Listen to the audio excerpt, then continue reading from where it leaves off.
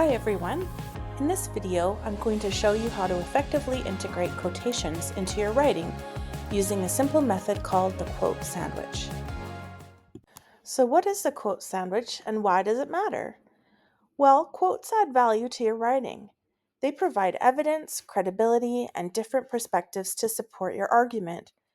But simply dropping a quote into your paper without context or explanation doesn't strengthen your writing.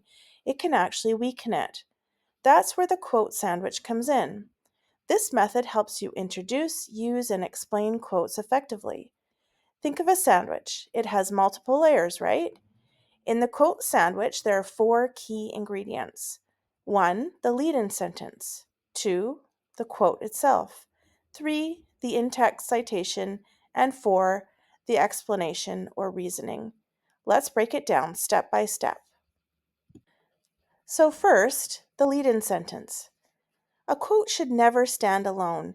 You need to introduce it to your reader with a lead-in sentence. Without a lead-in, a quote can feel disconnected. Let me show you what I mean. Here's a quote without a lead-in. Strong communication skills help you share information in a way that others can clearly understand. Who said this? When was it said? Why is it relevant? We don't know. It's just floating there without context. Now, here's the same quote with a lead-in. Employment and Social Development Canada, a federal government agency promoting employability skills, states that, quote, strong communication skills help you share information in a way that others can clearly understand. See the difference? Now we know the source and have some context. A lead-in connects the quote to your writing and signals to the reader why it's important. One great way to introduce a quote is by using lead-in or signal verbs. These verbs help clarify how the original author presents their idea. Instead of repeating the same sentence structure, varying your wording makes your writing more engaging. These introductory signal phrases or lead-ins help smoothly connect source material to your own ideas. They also indicate how the original author presents their ideas. Here are a few examples of common lead-in verbs. We have neutral ones like states, notes, explains, and so on. We have analytical verbs that shows interpretation or argument, such as argues, claims, asserts, and so on. We have verbs for evidence and research, like demonstrates, reveals, shows, or verbs indicating disagreement or uncertainty, questions, challenges, contradicts, etc. So again, the quote. Once you've identified a strong quote that supports your point, make sure you're using it correctly. A quote is a direct phrase, sentence, or passage taken from another source. This is not your own writing. It belongs to someone else, which is why it needs to be properly integrated and cited. For example, let's say you're writing a paper on communication competencies and you come across this quote in your research. You decide it's relevant and want to include it. The key is to blend it smoothly into your writing rather than just inserting it abruptly. But when you do that, you also need to include an in-text citation. Whenever you use a quote, you must cite it. Your in-text citation tells the reader where the quote came from. For example, a Canadian federal government agency promoting employability skills states that strong communication skills helps you share information in a way that others can clearly understand. And then in brackets, the author is in Employment and Social Development Canada, the year, the section, because it's from a website, and the paragraph number. Notice that the citation is placed at the end of the quote before the period. For quotations, you need to include the author, unless it was already stated in the lead-in, the year, and the page if it is a printed source, or the subheading and paragraph number if it is from a website.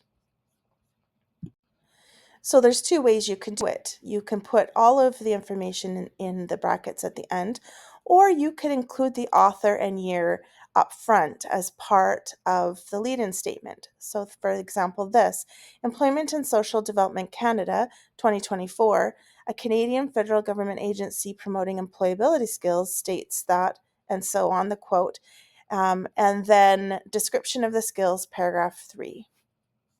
This is important because it ensures that the reader knows exactly which source the information comes from. The full source with the URL link will be found at the end of your report in the bibliography. So remember, in-text citations help provide credibility to your writing, they allow readers to find the original source, and they give proper credit to the original author. So the final step in the quote sandwich is the explanation. After including a quote, you need to explain its significance. You need to interpret it. Why did you include it? How does it support your point? Here's an example of how to add reasoning. After the quote, you could say, "This means that students preparing to enter the workforce should identify and improve upon their communication abilities." That is the reasoning. It connects the quote back to the main idea and helps the reader understand why the quote is relevant. So, to recap, the quote sandwich has 4 key parts: the lead-in sentence, which introduces the quote and provides context; the quote itself, the direct words from a source; the in-text citation, which gives credit to the source; and finally, the explanation, which shows why the quote is important and how it connects to your argument.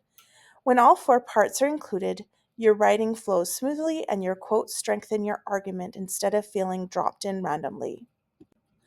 Now, you're not going to be wanting to quote all the time. Most of the time, you should do what we call paraphrasing. And I'll briefly explain that here, and we'll have more information as well in our lesson. But sometimes instead of quoting directly, you might want to paraphrase. That means rewriting the idea in your own words. But even when you paraphrase, you still need to cite your source. For example, let's look at this original quote that we were working with. Here's a paraphrased version. "A Canadian federal government agency promoting employability skills states that the ability to communicate effectively will reduce misunderstandings." And then in brackets, the source, Employment and Social Development Canada, 2024. Once again, have you have 2 different ways you can do it. You can have the author and the year at the end of the paraphrase, or you can include the author and the year up front. You don't need to put them twice. So even though I've changed the wording, I still included a citation. That's because the idea still belongs to someone else. When you paraphrase, you only need to include the author and the year, either at the beginning or at the end. So, some final thoughts. Using quotes effectively in your writing is a really important skill.